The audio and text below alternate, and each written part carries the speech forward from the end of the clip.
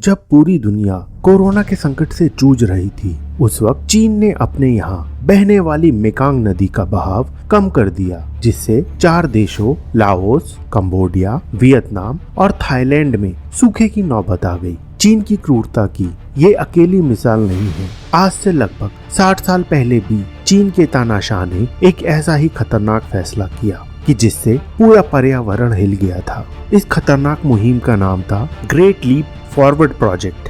दरअसल 1958 में चीन की People's Republic of China party के सबसे प्रभावशाली नेता माओ जेडोंग ऐसे तरीके खोज रहे थे जिससे चीन के लोगों की जिंदगी बेहतर हो सके। साल 1950 से चीन देश आर्थिक संकट से जूझ रहा था और इससे उबरने के लिए माओ ने ग्रेट लीप फॉरवर्ड प्लान बनाया। इसके कई हिस्से थे। इन्हीं हिस्सों में एक था 4 पेस्ट कैंपेन। माओ के अनुसार ये एक तरह का हाइजीन कैंपेन था जिससे लोगों की जान और अनाज दोनों ही बचने वाले थे। इस मुहिम के तहत नुकसान पहुंचाने वाले 4 जीव जंतुओं को मारने का फैसला हुआ, जिसमें चूहे जिनसे प्लेग फैलता है, मच्छर क्योंकि ये मलेरिया फैलाते हैं और मक्खियाँ जो हैजा फैलाती हैं। इनके साथ ही चौथी थी गौरैया। माओ का मानना था कि ये चिड़िया फसल के दाने खा जाती है जिससे काफी नुकसान होता है। मक्खी, मच्छर और चूहे तो छिपने में माहिर थे, लेकिन गौरैया की अपनी सीमाएं थीं। उन्हें ढूंढा जाने लगा और जहां भी वे बैठी दिखे, चीनी जनता ड्रम, टिन, थालियां बजाते हुए उनकी तरफ दौड़ पड़ती। बर्तनों का शोर करते हुए लोग चिड़ियों के पीछे लगातार भागते जाते और तब तक दौड़ाते जब तक कि चिड़िया थक कर गिर ना जाए या खुद ही दम ना तोड़ दे। गौरैया का मरना सुनिश्चित करने के लिए उनके घोंसले खोजे जाते और उनके अंडे फोड़ दिए जाते।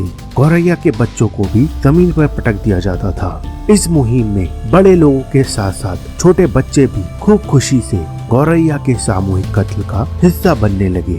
इसके पीछे एक वजह यह भी थी कि माओ ने गौरैया को मारने पर इनाम रखा था। जो जितनी ज्यादा गौरैया मारता उसे उसी हिसाब से इनाम दिया जाता। इन गौरैया हथियारों का सार्वजनिक सभाओं में सम्मान भी हुआ करता था। यहाँ तक कि संस्थाएं, स्कूल और कॉलेज में कंपटीशन होता था और उन्हें मेडल भी दिया जाता था। इस अभियान में देश के लगभग 3 लाख लोगों ने हिस्सा लिया। धीरे धीरे हर उम्र और पेशे के लोग माओ की नजर में आने के लिए गौरैया को मारने में जुट गए। आज भी गौरैया मारने के इस अभियान को दुनिया के सबसे बड़े एनवायरमेंटल डिजास्टर में गिना जाता है। 4 पेस्ट कैंपेन के बाद चूहे, मच्छर और मक्खियों का तो कुछ नहीं बिगड़ा, लेकिन पूरे चीन से गौरैया लगभग खत्म हो गई। गौरैया जैसी पर्यावरण की रक्षा करने वाली चिड़ियों को मारने का अंजाम चीन को 1960 में दिखाई दिया। जिस गौरैया को किसानों का दुश्मन और अनाज खाने वाला कहकर मार दिया गया था, वो असल में फसलों को नुकसान पहुंचाने वाली टिड्डियों को खाकर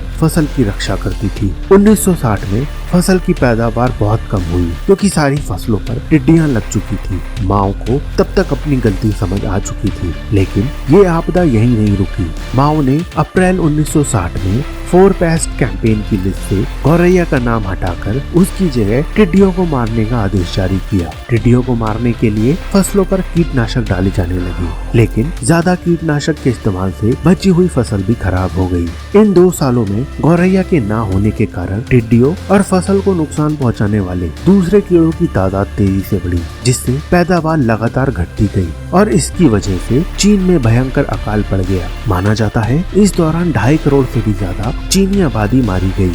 वैसे चीन के सरकारी आंकड़ों में भुखमरी से मौत के आंकड़े 1.5 करोड़ बताए जाते हैं। पिछले 100 सालों में चीन के क्रूर तानाशाहों ने ऐसे ही कई मूर्खतापूर्ण काम किए हैं जिनके बारे में हम आपको बताते ही रहेंगे। लेकिन दोस्तों, आज के लिए बस इतना ही। अगर आपको ये वीडियो पसंद आई तो इस वीडियो को लाइक जरूर करें। हम फिर हाजिर होंगे एक और दिलचस्प वीडियो के साथ। तब तक के लिए स्टे सेफ। नमस्कार।